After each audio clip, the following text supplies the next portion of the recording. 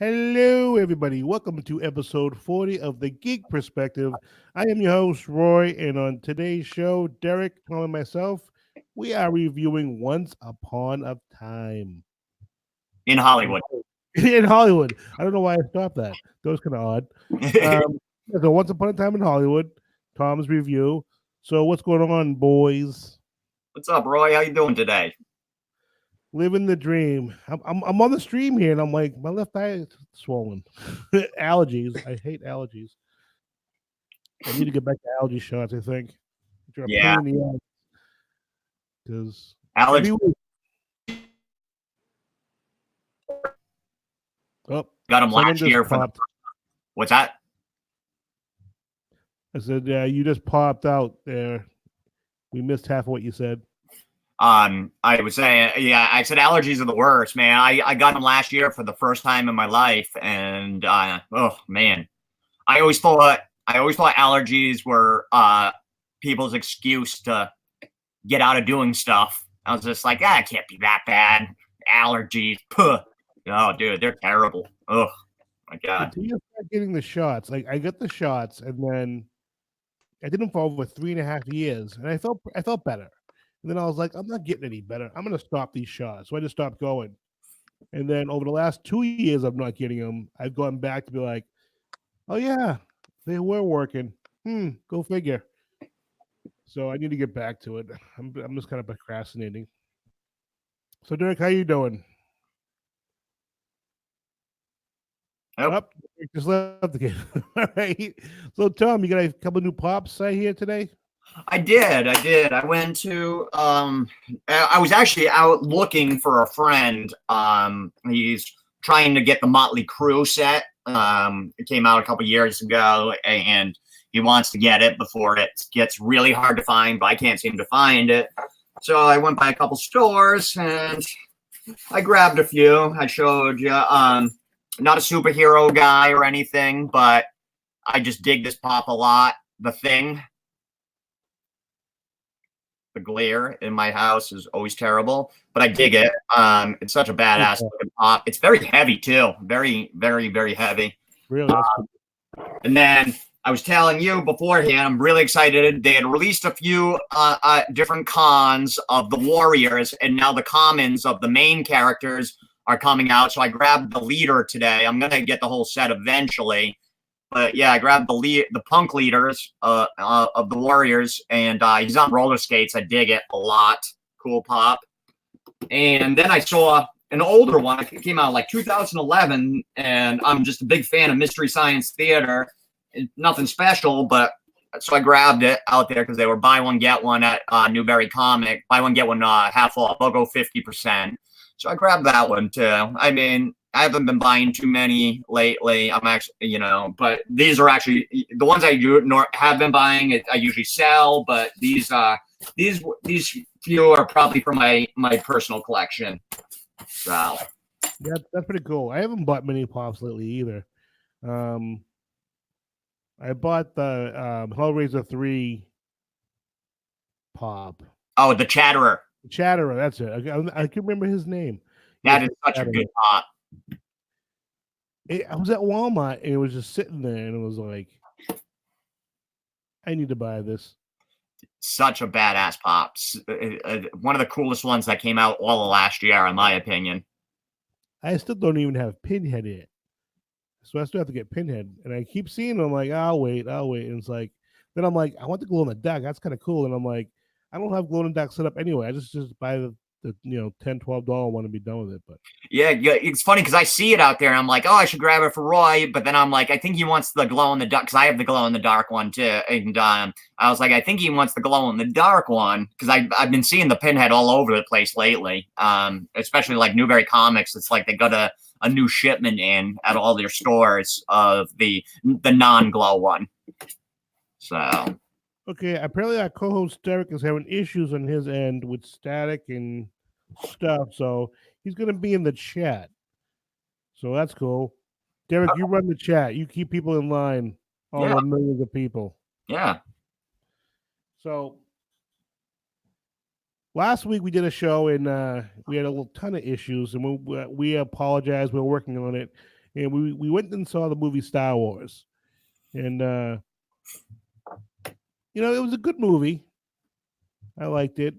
Um, I have some issues with it, like most people do. But it was a good time. It was the first time Tom, Derek, and myself we all got together and went to a movie, so that was kind of cool. Hopefully we'll do that more often. Yes, definitely. You know, Yeah, you guys can come down my way. We'll go see some down here. even you had mentioned coming to each other's houses too. Yeah, And doing a movie, and that's a good idea too. yeah. Doing a movie, then reviewing it, together. That'd be kind of cool. A casual review. But You guys definitely should come to the house and watch a movie. What's that? I was just saying that the Rise of Skywalker ended a whole history of Star Wars. It ended an era, and it's kind of weird that the saga came to an end. I remember going to the movies and seeing them, the drive-in and seeing them. Nice. And I know you're not as big a fan as I am, but it was pretty amazing. And Derek is saying we should go see an anime movie. See a what? Oh, anime in the theaters. If you pay, Derek, I will go. You buy me a popcorn and I'll go. I want popcorn out of the deal. So yeah, we'll see what happens, but I think we'll do that more often. Go to see a movie and or go to each other's houses and watch a movie. Yeah, because then we can talk about things, blah blah blah, whatever. But I've been watching something. And you guys know I have Hulu, and for a year for $1.99 a month. yep. So I've been watching it. I've been watching The Runaways, and I just started watching Cloak and Dagger. Have you guys watched any of those shows, or seen them, or heard of them, or? Well, I've heard of both of them. I haven't gotten into The Runaways. I tried to get into Cloak and Dagger, and there was nothing wrong. It wasn't that I couldn't. It was like I had so many other shows going on, and then it got pushed to the side. And honestly, I just forgot about it until right now, until you brought it up. I that is one that I'm definitely going to put on my list. I tried to watch it before because it was on Netflix, and I couldn't get into it. So I got bored, and Yep. Cloak and Dagger was good, but it's already canceled. Yeah. Didn't even know that. I couldn't get into it, and then I started watching The Runaways because I was bored. And first it was kind of like, but then I kind of get into it and watched all 3 seasons. But during the last season, the kids from Cloak and Dagger are on it. Spoiler alert. And they were cool on the show. I'm like, wow, they're cool powers, blah blah blah. So I just recently started watching that show now that the other show is done. Nice. And I did, The Runaways should be canceled too, because I don't know what else they can do. They pretty much did everything, I think. I don't know. Yeah, I haven't watched it. I don't know. Yeah, no idea. And so in the news, we lost the Rush drummer this past week. Brain cancer? Yeah, Mr. Neil. Was it brain cancer? I mean, I've read so many articles. Yeah, sad. Neil Peart from Rush. One of the greatest drummers of all time, guys. Really, he's seriously one of the great. I shouldn't even say one of the greatest musicians of all time, and one of the greatest band. I'm not a huge Rush fan, but I totally appreciate what they did and what they brought to, you know what I mean? They were, what they brought to the table, the music world and stuff. So very sad.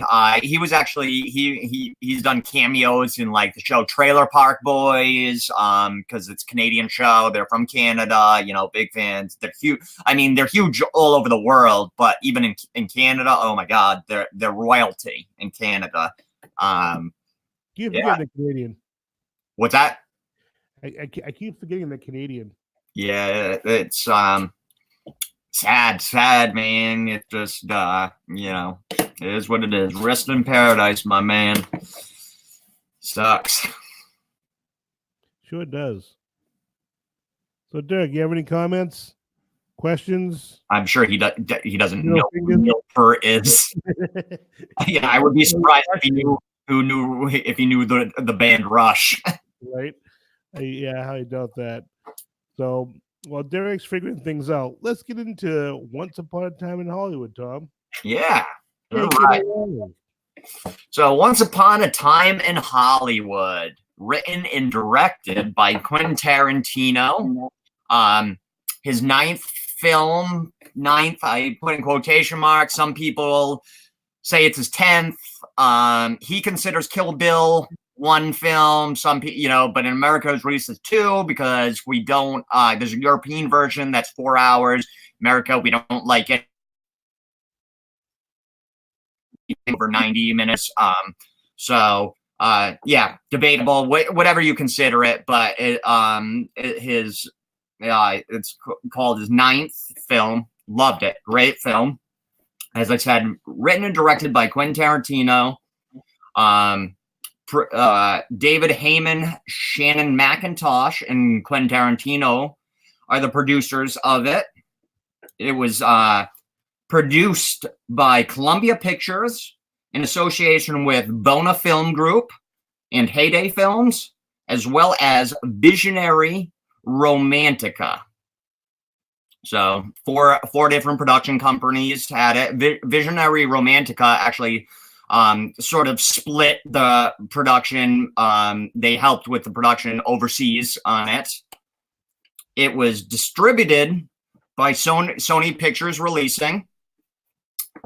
Cinematography by Robert Richardson. And it was edited by Fred Raskin. So, the film was released, the original release of the film was May 21st, 2019 at the Cannes Film Festival, where it won the Palme d'Or award. It was, Derek knows the Tom. I'm surprised you know the Tom Sawyer song, Derek. So, it's a good song. Yep, so it was released May 21st, 2019 at the Cannes Film Festival, where it won the Palme d'Or. It was also up for the Palme d'Or, which is the big prize, the overall winner from the festival. It did not win the overall, but it won the Palme d'Or. Then it had its U.S. release July 26th, 2019, and its UK release August 14th, 2019. Yes, Derek, it was in the theaters also. Yes, it was. Yes. Runtime of 161 minutes. So budget, a fairly big budget for a Quentin Tarantino film. It was estimated to be anywhere from $90 to $96 million. Quentin Tarantino, great films, always does great films. He's never heavy on special effects or anything like that. A lot of the budget goes into it's not really considered the budget for the movie, but a lot of it, the money goes to actors and stuff because he gets a lot of big names and stuff like that. But 96 million, so pretty 90 to 96 million, so pretty expensive for Quentin Tarantino. And then at the box office, it did $141.1 million in the U.S. and $231.3 million for the rest of the world. I'm sorry, the 141 was the U.S. and Canada, excuse me. So the worldwide box office was $372.4 million. Which is good because the estimate, as I was getting into beforehand, with people's salaries and then paying for rights because it's historical and it deals with stuff like that. It was estimated that it would take at least $250 million just for it to break even because of all that. So that's pretty crazy if you think about it. So 90 to 96 million is the budget, but they still needed another 125 or whatever million dollars for it. Oh no, $150 million just for it to break even. $150 million more dollars just between actors and rights and stuff for it to break even. That's quite a bit of money, man. It was 40,000 hours long. Yeah, it wasn't as long as The Irishman that we watched. I mean, it was about an hour shorter than that. But yeah, I just thought that was kind of crazy. But then again, I guess 250 million now in Hollywood is not that much when you have movies like Endgame and shit like that. You know, Yeah. it's kind of crazy. 250 million. Think about that number. You know what I mean? It's If you had insane. if you had 250 million, you'd never have a worry in your life. Nope, not at all. Never again. So okay, so now we're gonna get into the good stuff, guys. I just wanted to give some stuff, and we'll stop here. We'll start talking about some of the actors, and then we'll get into the too much. Everybody should go out and see this. It's definitely one of the best films of last year. But yeah, so cast, we had Kurt Russell as the narrator and the character of Randy Miller. Love Kurt Russell. He's done other Quentin Tarantino movies, Hateful Eight. He was in the Grindhouse movies that he did there with Death Proof, and the other one with Robert Rodriguez. So yeah, Kurt Russell. Excuse me, sorry. Then we had Leonardo DiCaprio as one of the leads. Rick Dalton, character slightly based off of Steve McQueen. I thought he was great. What'd you think of Leo in this? I think it was very good. Now, are you a fan of Leo? I am actually. You are. I like his work. I really am. I'm not a huge. I was just gonna say, I know 10 years ago, if I said that to you, I'd be like, I'm lying to you. But I've grown to appreciate his work. That's a good point. Yeah, because that's where I'm at. I'm not a huge fan, and it's probably because we're a bit older, right? And we kind of grew up with him, and he did like the Titanic, and at that time he was on Family Ties. Yeah, yes, he was. Way back in the day. Yeah, he was. Derek, it's like a 4-hour movie to me. Oh, you guys are crazy. You guys are crazy. But yeah, no, I'm with you. I appreciate him. Not a huge fan because, like I said, he did Titanic back then. He was kind of went through they tried to pigeonhole him as a teen heartthrob, and being a boy, a young man growing up, and rebelling against that and stuff. So I didn't like him for a while, but now it's like he doesn't make bad movies really, and he's good in everything. So it's like I appreciate him. I still haven't gotten over that prejudice I have against him.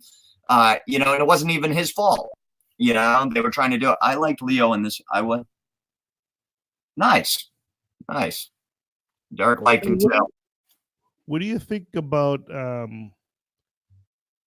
Because I was watching this movie. Yeah. With Brad Pitt being the stuntman. Yeah. And Leo being the main character. At first, I was like, "Why would you do that? Why wouldn't Brad Pitt be the And I'll get to it later with my issues with the movie, but for a while I was kind of like, "Why would you do that?" But then I came to realize they knew what they were doing. That was one of the few good things I liked about this movie was they cast them correctly, which at first I was kind of like, what are you doing? But yeah, it really worked for me. Yeah, I thought it worked too. He's talking about Brad Pitt, who plays Cliff Booth, which was inspired by the stuntman Gary Kent and judo Gene LaBelle, who worked in professional wrestling, did judo, as Olympic champion judo guy, whatever. It was friends with Bruce Lee, so it was inspired by him. I liked it because if you're gonna have both the guys, I definitely would have Pitt as the stuntman. He's more believable as a badass to me than Leo is personally. That's just how I view him. What was that? No, I think you're right. I agree with that. But yeah, so Brad Pitt, he was the other lead. Like I said, he was inspired by Gary Kent and judo Gene LaBelle, and other parts of his character were were inspired by other people in Hollywood. Oh God, Robert Woods. He was slightly based off of. Then we had the very talented Margot Robbie as Sharon Tate, which this caused a bit of controversy. The portrayal of Sharon Tate. What'd you think of Margot Robbie here, guys? Again, I liked her. I thought she wasn't in it very much, but I didn't have a problem with her with her character, with her playing this character and what they did with the character. I know there was some controversy about it, about issues with what really happened, blah blah blah. But again, it's a movie. Yep. It's not a documentary. It's a movie. And some people forget that it's a movie. And that's a great point, and we will get into that more too as I go on. That it is a movie; it's not a biopic, it's not a biography. It's and that's very, very important. I'm glad you brought that up, Roy. Yeah, I liked her in it. I thought she was great. The controversy was that Derek was confused by her role. We'll talk about it some more, Derek. She was actually in real life. She was the one that was murdered by the Mansons. Her, Jay Sebring, a few other people. They changed the ending because this is not a biopic. It's a fantasy retelling. It's his ode to old Hollywood. So we'll get into it more and really check it out. If you're really, really interested, I don't know, Derek, you probably laugh as I say this, but do a Google search on the Manson family or Sharon Tate. Seriously, I do it all the time. I go into those Wikipedia black holes and just end up, a million miles from where I started. It's really interesting. Well, there's also that movie, something Sharon Tate. Oh, horrible movie, but yeah, I forget what it is. I'll have to look that up. The controversy, a lot of people said she didn't have enough lines, blah, blah, blah. And then this, you also have to realize the Me Too stuff's going on.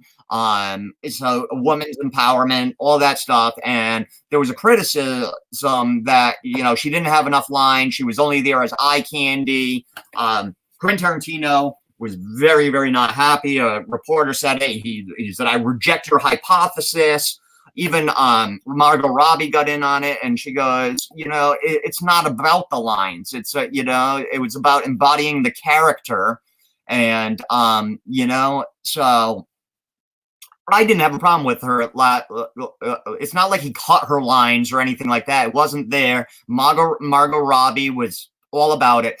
He gave the script to Sharon Tate's sister beforehand, as well as Roman Polanski, Sharon Tate's husband, who was away, the director of Rosemary's Baby, and they were both fine with it because he wasn't trying to make a buck off of the tragedy. He was going a completely different way, and I was fine with it. I also understand. I think it did get a little blown out of proportion just because it did come out during that Me Too movement. And then also it came out that during Kill Bill, Uma Thurman got hurt and maybe Quentin Tarantino was pushing her a little too hard. Not like physically pushing her, but, trying to get the most out of her and maybe went a little too far.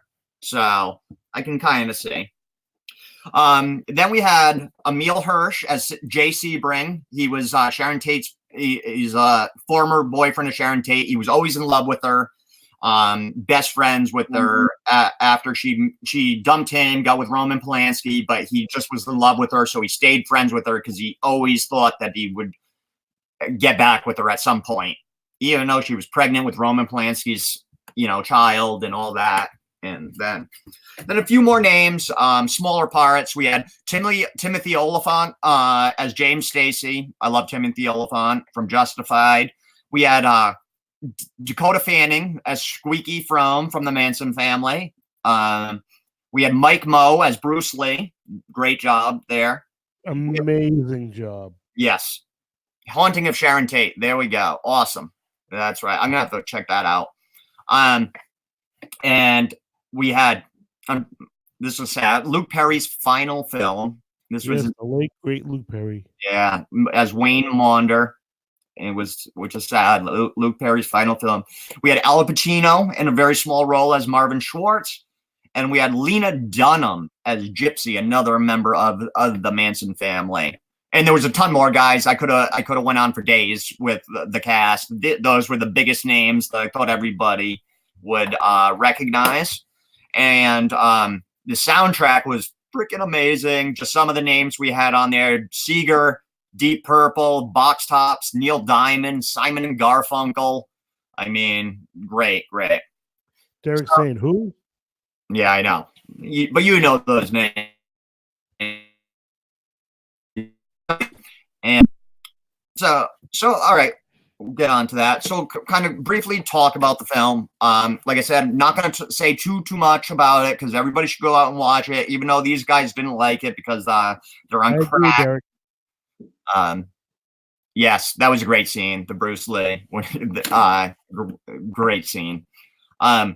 So it's, so guys, essentially it's going to be very brief. It's a retelling of the Manson murders. So in real life, Charlie Manson had his cult there. They lived on Spahn Ranch, which was an old Hollywood sort of movie set where they would film westerns and stuff. Yeah, they lived there, and he had his people there. It was like a commune. He had his people. They dropped acid, and he's very rapidly, I was about to say slowly, but very rapidly became more dangerous, started losing his mind even more, until the point where he decided that he was going to kill people. And and they end up killing Sharon Tate. She's 8 or 9 months pregnant. Jay Sebring and a bunch of people that are at the house. Wojtek Frykowski, I destroyed that name, a good friend of Roman Polanski and the other people. They went to that house one night. And I should say that house beforehand had been Terry Melcher had been there, a producer with the Beach. Please check the power of the device and cable connection status. Or press the input on your remote to change to another. Please go to settings. Sound. Did you say Alexa? It's my TV. God, that's annoying. I forgot where I was. I was saying, that house, dude, look, Terry Melcher lived there. He was a big, Charles Manson was huge on the Beach Boys. He was friends with Dennis Wilson, Brian Wilson's brother, and Dennis tried to get him into the music biz, blah, blah, blah. Do a Google search of Manson if you're if you're curious, because it's fascinating. So the movie is a retelling of it. It takes liberties, changes what happens completely. So it's not a biopic, guys. If you're expecting a biopic, don't watch it. It's a lot of fun. I like what he did with the ending. I don't want to give away too much. So it's a retelling. It revolves around the characters of Rick Dalton, played by DiCaprio, and Cliff Booth, Cliff Booth, played by Brad Pitt. DiCaprio is an actor. He wants to get into movies, but he's kind of past his heyday, and he's an alcoholic.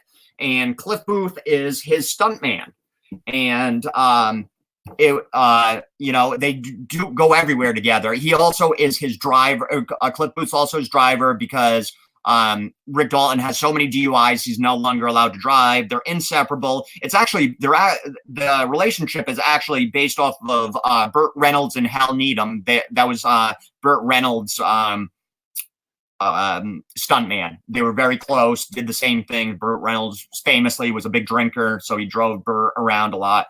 And interestingly, Burt Reynolds was supposed to be in the film, but he ended up passing away. So another sad thing. God, I feel like we're talking about death a lot in this episode. Well, the movie should die. So anyway, yep. So then we just So it's yeah, it's their story. He tries to get into movies. He's pretty unsuccessful. He's starting to realize that he's past his prime. Then he does some spaghetti western, gets into spaghetti westerns, kind of gets a new life within the cinema. God, I freaking hate Alexa and everything right now. Everything seems to be just playing in my house randomly. I hear music coming from my bedroom all of a sudden. Sorry. Yeah. Oh, Jesus. So yep. So then he kind of has like a little renaissance, and he starts, he gets to be in a few other things, and yeah, and it just, and then it comes into the picture and retells that whole story of Manson and his followers and their plan to kill famous people, but it is completely different. The ending is completely different from what happened in real life.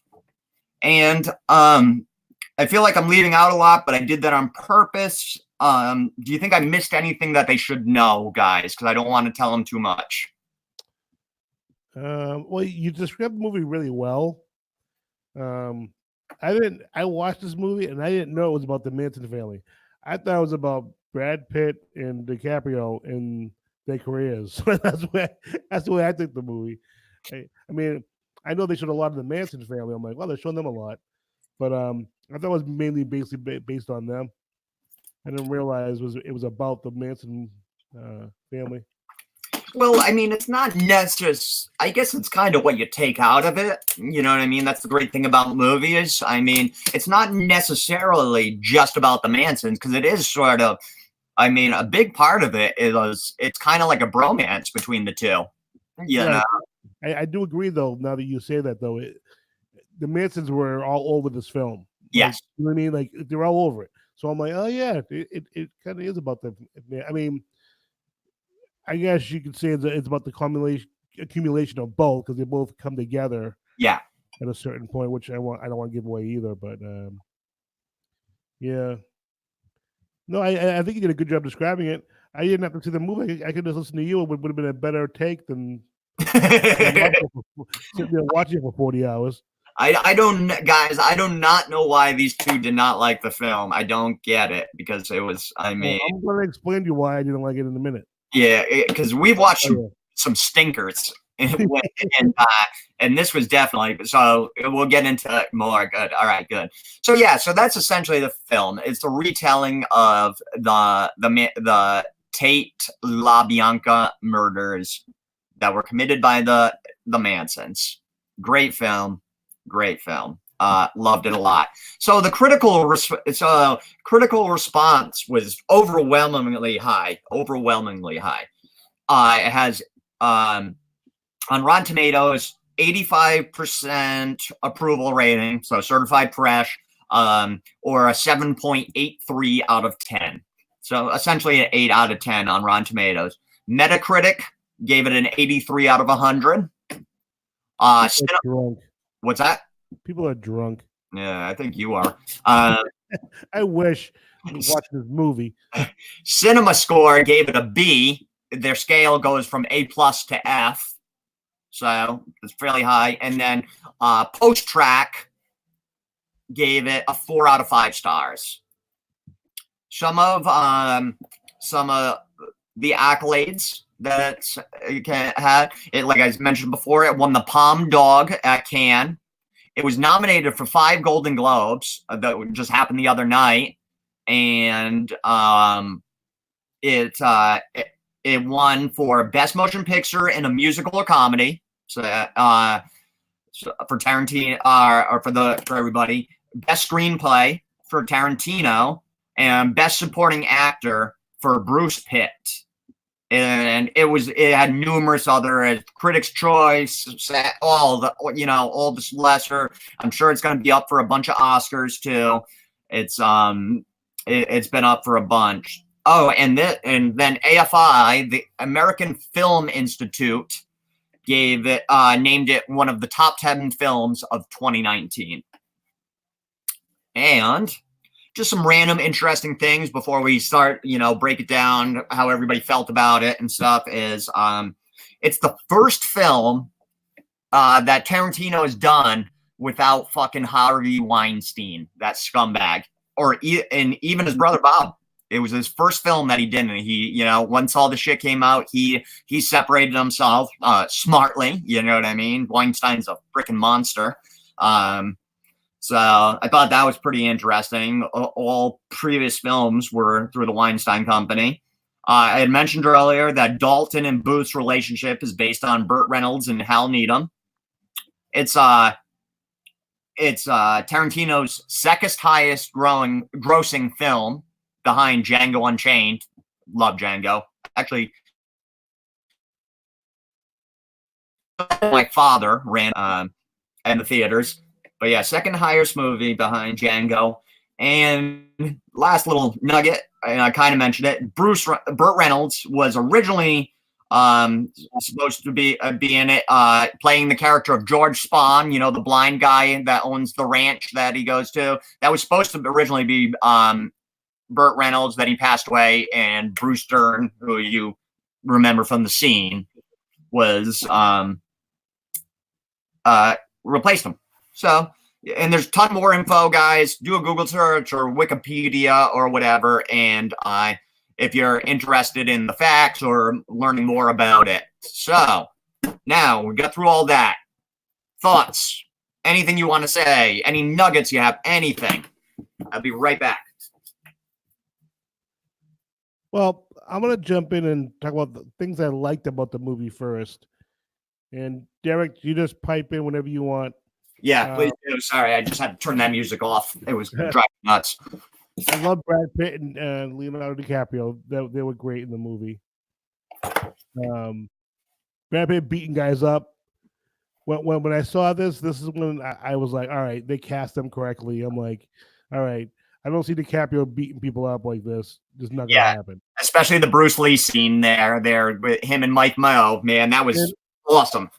Yeah, and there's a lot of controversy with that scene, and I agree with the controversy, which we'll get into. Yes, we will talk about that. I'm glad you brought that up because I want to talk about that controversy too. Yeah, I love the fight where he's at the Manson compound. Yeah. I want to see what the guy does. The guy does something. He beats the crap out of the guy. He slashes fire. Yeah. Beats the crap out of the guy. And it was like one of my favorite scenes. And then the big fight scene at the end with Pitt, that was pretty cool. That was very cool. Now, the problems I had with the film. Yes, please. Where it was way too long, didn't need to be that long. They kept showing DiCaprio scenes from his movies that were way too long and drawn out. There was no need for half of them. It was just like there was no point for them even being there.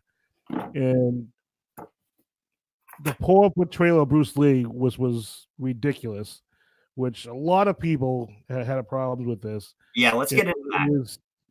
Let's jump right into this because this was just crazy.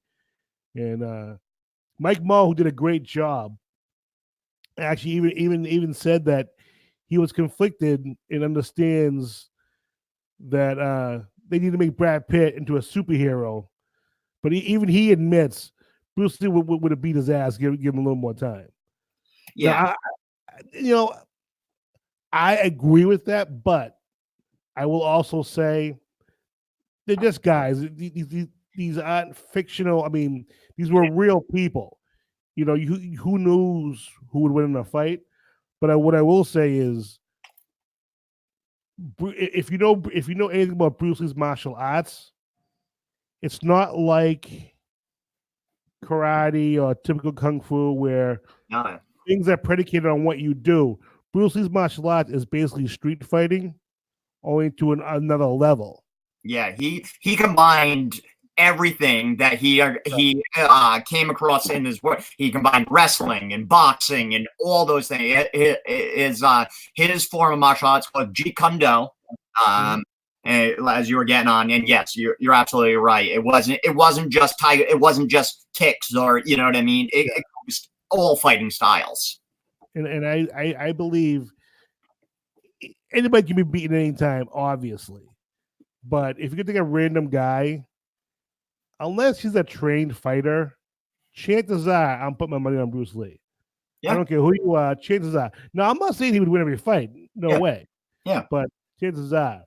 But so there was that issue. Yeah. Which I understand to a certain degree. You got to make him to a badass because it wouldn't have fit the film otherwise. Yeah. Shannon Lee actually said that it was very disheartening to see Tarantino's portrayal of her father Yep. in the movie as an arrogant a-hole full of hot air. Yep. I didn't know Bruce Lee, so I can't personally answer on it. But if you read anything about Bruce Lee, he was anything but. But that also being said, back in those days, as a minority in the industry, you were probably pretty pissed off in general for certain things. So I can see him being that way to a certain degree if people were treating him less than the way he deserved to be treated. Yeah, and in Hollywood back then there was racism, you know, and he was an Asian actor, and they were portrayed. I mean, God, most of the time when an Asian actor was portrayed, it was just a white guy that they painted yellow. You know, they did it with Mickey Rourke. God, yeah, no, I agree. Quentin Tarantino stands by it. He says that Bruce Lee was a pretty arrogant guy, and as you got into, Shannon Lee was not. Kareem Abdul-Jabbar, a good friend of Bruce Lee, said he was nothing like that. Other people have come to sort of Tarantino, not really 100% defended Tarantino, but corroborated some of the stories. Like Bruce Lee back in the day, you know, because he was martial artist, and when he did TV shows or movies, he was brought in to do his martial arts. You know, that was the draw, and they had a tough time convincing Bruce Lee that he doesn't have to do the real stuff to make it look real. It's Hollywood, so they got to fake it. Bruce Lee was very hard on stuntmen, and he was hurting a bunch on some movies. He was hurting, you know, he was going too rough because he wanted his stuff to look great. Partly everybody has an ego. Everybody does, you know what I mean? I'm not saying he was as egotistical as he comes across in the movie, but everybody has an ego too. But he was supposedly hurting him. So then they brought in Judo Gene LaBelle. He's, you know, and partly, Cliff Booth is partly, based off of him. And it's very interesting. Judo Gene and him were very good friends. And actually he learned some more stuff from Judo Gene and put it into the Jeet Kune Do, because Judo Gene, you know, he did judo, you know, was like a world champion judo guy, and then got into professional wrestling and, you know, like WWF style back in the day. And, known for how great he was, you know, talked about how he could stretch anybody. Stretching is, you know, twisting the guy in knots, you know, making him submit, taps, stuff like that. So they brought him in because Judo Gene was a legit badass, and Judo Gene, pretty much the consensus is Judo Gene could have kicked the shit out of Bruce Lee. Is the consensus. So, but you're way off base as far as you have white people saying that he was arrogant when he was doing movies that the reason why they were so great was because they were based on realism. Yeah. That's what reason. He was definitely hurting people. That was never not known. But for people to say he was arrogant because of it is well. I don't. Do you say it's arrogant when somebody wants to change their lines in a movie because they think it's better? No. And I'm not because in that time, because he was an Asian actor. Agreed. Trying to, you know, no, I'm not saying it's right. I'm saying he shouldn't be hurting people, but in that time, I agree with you.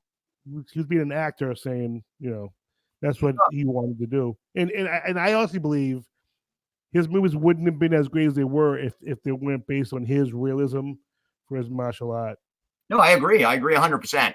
And if it came across that I was saying he was arrogant because of that, I don't think that's why people thought he was arrogant, because he was hurting people. I don't, you know what I mean? Like, if that's how it came across, I misspoke and I apologize. I mean, I think that might have been an aspect of it, but I don't think that was it. There was also. I believe people that you were saying were commenting were using that as an excuse. Yeah. Don't forget, back then, I can guarantee you, some of them were saying that because he was an Asian actor. Oh, I No doubt in my mind. I 100% agree. I go by people that knew Bruce Lee and say that he was nothing like they're saying in the way he's being portrayed in this movie, rather than random people in Hollywood who, I wouldn't trust as far as I can throw them. I agree. So like I said, if it came across that was my thoughts, that was not my thought. We know you're anything but like that. Yeah, true. Your rant. Jesus Christ. And I think also what played into it, and we'll move on a little bit, but also and they touch that the whole stuff with Gentleman's good, where he talks about his hands being a lethal weapon and he has to have them insured and stuff, which was a real deal type of thing. But I think that got blown out of proportion. Like, he didn't go around saying it as much as it was, people thought he did, you know what I mean? And like, he was walking around saying, my hands are lethal weapons. If I hit you and you die, I'm going to jail for manslaughter. He didn't walk around saying that, and I think people got the impression that he did, So again, going back to prejudices in Hollywood, and then just prejudice back then, you know what I mean? Back in that time, 60s, 70s and stuff, it was, that was the case.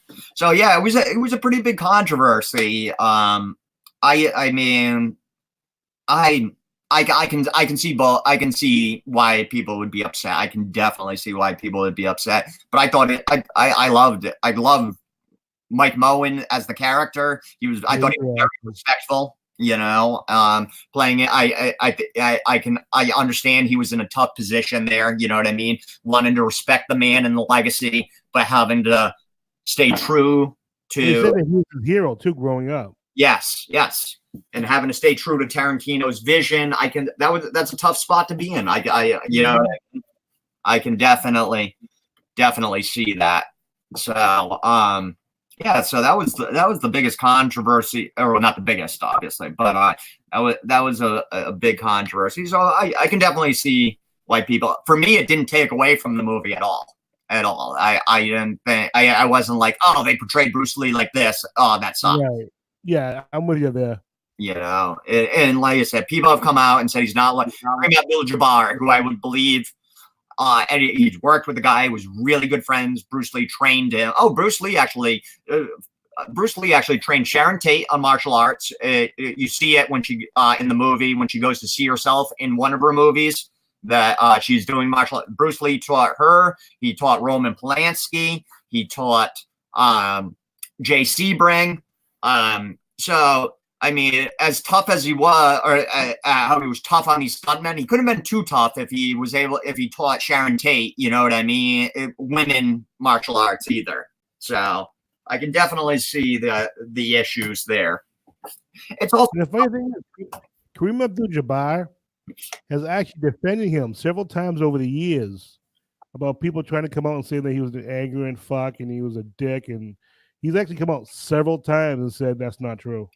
Yeah, it's not the first time he's ever done that. Yeah, Kareem Abdul-Jabbar is a good, very eloquent man in his later years. Man, he has art. He writes for papers and magazines and stuff. I love reading his stuff. I love reading his stuff on race. He's got such a good perspective when it comes to like race and racism and stuff. It's really fascinating. If you guys should check out Kareem Abdul-Jabbar and his writings, and talking to our audience and you guys too. You know what's too is Bill Russell. Whenever they do an interview with him, it's amazing that the topics he discusses with race and race relations, and those two guys really have people of all races should listen to them talk. Yes, I agree. Bill Russell, another top 5. Kareem Abdul-Jabbar is, I mean, probably one of the top 2-3 greatest players of all time. But Bill Russell is arguably too. Bill Russell is one of my top 3 basketball players of all time. I love Bill Russell, man. Like, I loved watching. Watching old video. Obviously, I wasn't alive when he won 11 titles, and you know what I mean. And 11 titles. You imagine that? I know, You dude. were killed for what? I know he has 11. Would they win like 8 in a row or 10 in a row? You know what I mean? Yes. It was crazy. But So, Derek, what did you think of the movie? yes, Derek. You haven't said very much. You should just pop back in, Derek. Yeah, I mean, We're almost done. Pop in and give your views. But I just think some things just didn't need to be in the film as much. okay. Like, all the scenes with DiCaprio, like showing his in-film stuff. Yeah. Okay. Like, I don't understand why all that was there. I understand some of it. I understand, but I just can't figure out why it was there and so long too. A lot of the scene was like 10 minutes, 15 minutes. I'm like, what is going on here? So you're not going to watch the extended cut then? No. He's talking because I've been reading about the extended cut, and there's more of those scenes in the extended cut. So, and I'm not saying it's even a bad movie. I would have watched the movie at some point, but I wouldn't have watched it this quickly, and I would have watched it on a day where I had nothing going on to watch a long movie that I know was going to be boring parts to it for me. okay, so I can understand that, man. I can. I mean, it's not for everybody, you know what I mean. I'm surprised you guys didn't like it, liked it as little as you did, but I can understand. So Derek says, "Do you think Tex would have landed?" So with the actor portraying Tex. And the way Brad Pitt's character was, I don't think so. I don't. Now the real Tex, I don't. I heard was a kind of a badass dude and stuff, but the actor, I didn't think he was intimidating at all. I don't. And the way they portrayed Brad's character as almost superhuman, the way he handles Bruce Lee and stuff like that, he handles the other guy on the ranch. I don't know that. The hell that was the coolest scene though, dude. Yeah, that was the coolest scene. So, do you think Tex would have if him and Tex would have fought? Because that wasn't Tex that he beat up. That was another guy that he beat up. So, right. Do you think he would have landed? No, his character, no, not the way the characters were. Okay, there's no way. Yeah, in real life, possibly. Yeah, probably, we don't. But again. Yeah. When it comes to human beings, like I said, I love Bruce Lee. If I had a hero, he would be it. And I would never say Bruce would definitely kick that person's ass.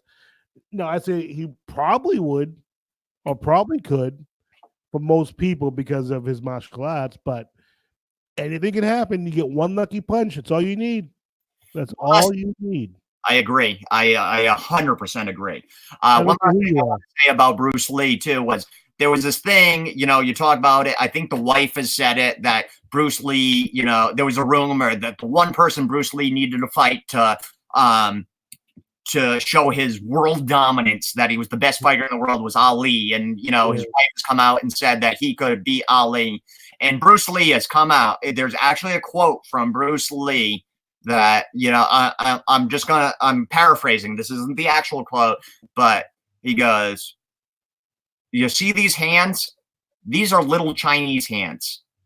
I could not beat up Muhammad Ali." He himself said that he could not take Ali. Now, I don't know. You never know. Like you said, in a fight, it's anybody's game. Anything could happen.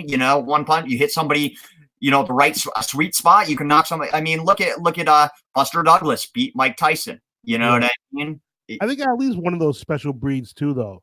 He's one of those special, I think, fighters in our history that, could many people even beat him?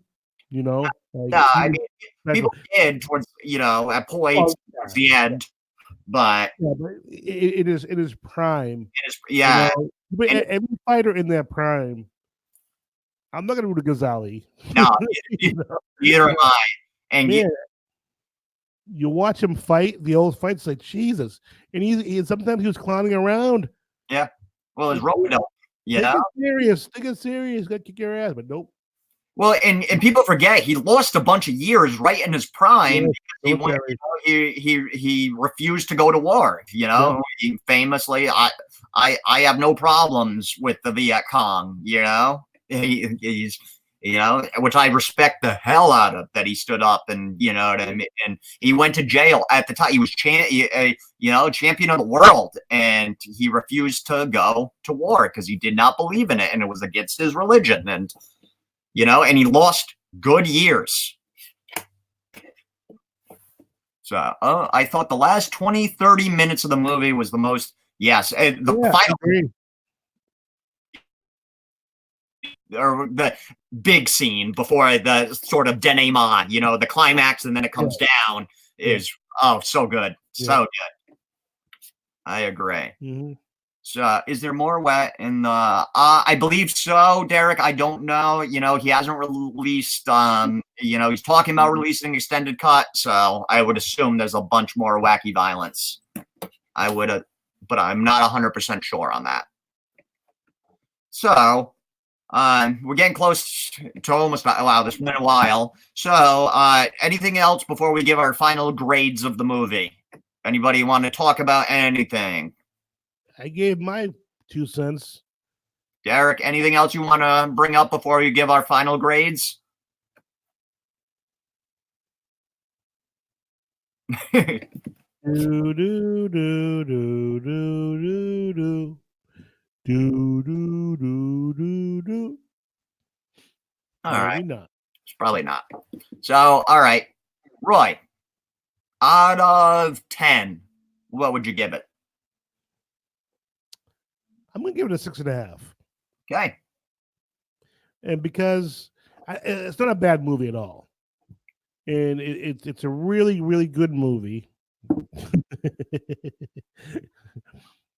I thought the dog was well trained. Yeah. I wish he'd come here and train my dog. It's not a bad movie at all. It's just that I personally, I think there was some things that didn't need to be in there. The controversies, like with Bruce Lee, with other people, I can deal with that. It's like whatever. It's a movie. Yeah. You know, I don't. You know, they could have had Bruce Lee get killed by a little old lady. I wouldn't have cared. It's a movie. What do I care? Yeah. You know. So I love controversy personally. I think controversy is good for a movie. It makes people want to see it. You know. So good. Glad he created controversy. More power to him. I just think some things didn't need to be there. But it was a good movie. And when I tell people to watch it, yes.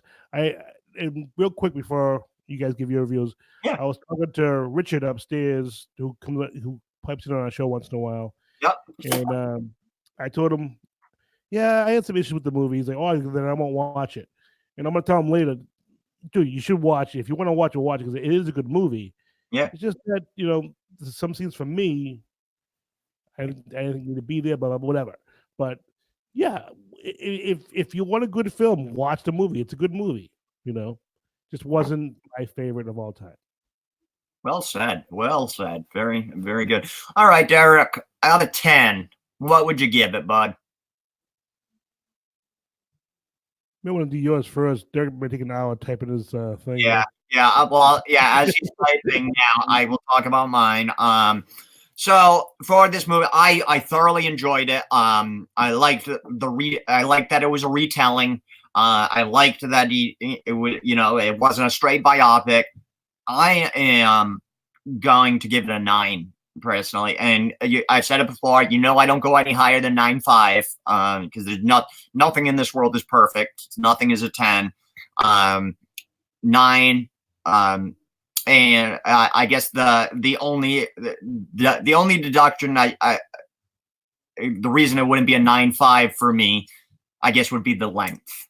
You know, I guess that's, and I didn't have a problem with the length, but I as you were saying, Roy, I can definitely see what you're saying with stuff not necessarily needing to be in there, you know, or even if it's in there, just shortened. It doesn't need to be so long. So my big thing is, and I don't care what movie it is, I don't care if it's Star Wars, whatever it is, if you're having a scene about something extra or whatever, make it be about the movie. Like make it be a point to it. Don't just add something because you want to show something in the background of the film and make it run for 10 minutes. If you want to do that, do a minute or two. Do something quick. Doesn't need to be a half an hour. Yeah, I can get behind that. I can get behind that. All right. I'd give it a 7.5. I think I looked up more info on the movie. I would have been able to follow. Oh, if I had looked up more, I would have been able to follow the story a little better. Yeah. And I didn't know it was a retelling of a real event until you brought that up at the beginning of the review.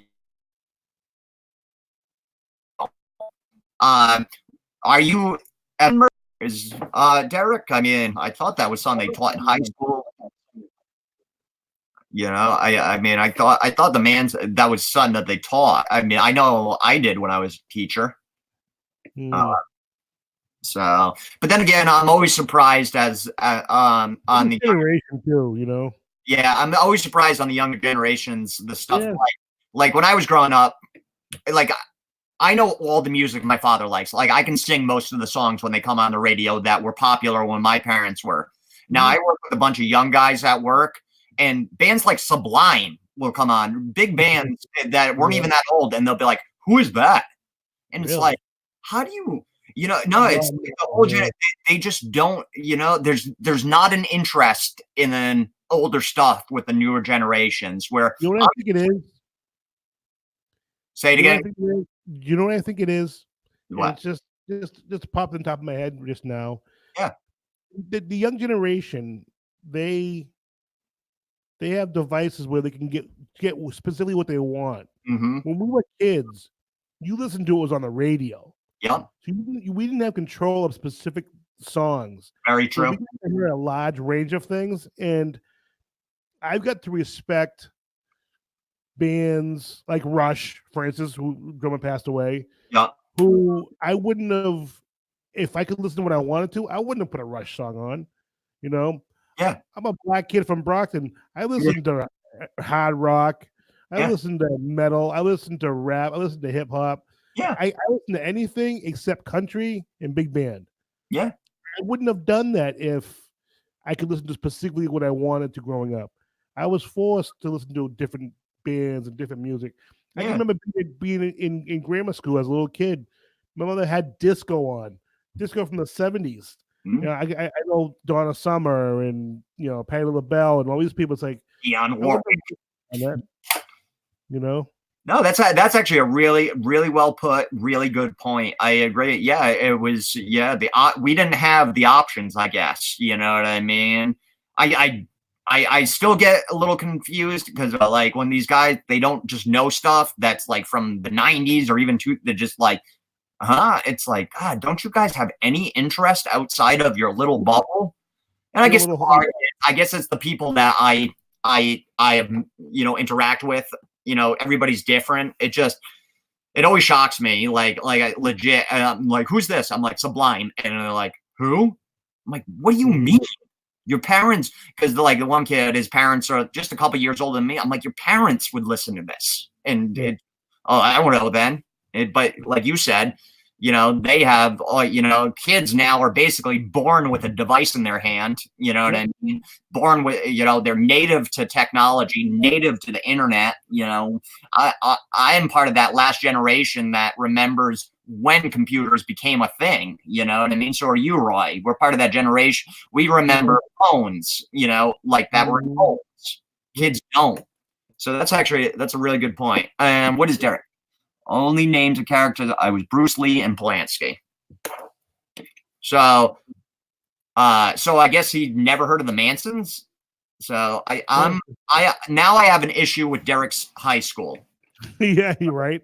Because the big murders in our history. Cult leaders in our history. Clearly not teaching kids stuff that they need to know. So from New Bedford, so I don't know.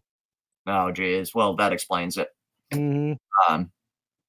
So, all right. That's when I thought maybe it had to do with real people. That's another show and another topic. We go. We talk about Derek's education. Yes, we may have to do as a topic. Do a info thing on Derek. So, but yeah, we went a little. Oh, he knows the songs from the movie. Okay, well that's good. I at least that makes me feel a little bit better, Derek. Congratulations, Derek. All right. So, unless we have anything else, we should probably wrap up. We went a little long, but Yes. that's okay. So, All right, well, I just want to let everyone know that there's no show next week. oh yes, good. Yeah, no show. We're going to take a week off to work on the studio and do some things. So make sure you like the video, subscribe to our show, click that little bell, stay informed when we go live and release new content, and comment on the video. So any last words for the people? Well, just check us out. Like you said, guys, we're also on Instagram, Facebook, and Twitter at Geek Perspective. Check us out, guys. Yes, check us out. So for Tom, Derek, and myself, have a geeky great day. Bye-bye. Thanks, guys.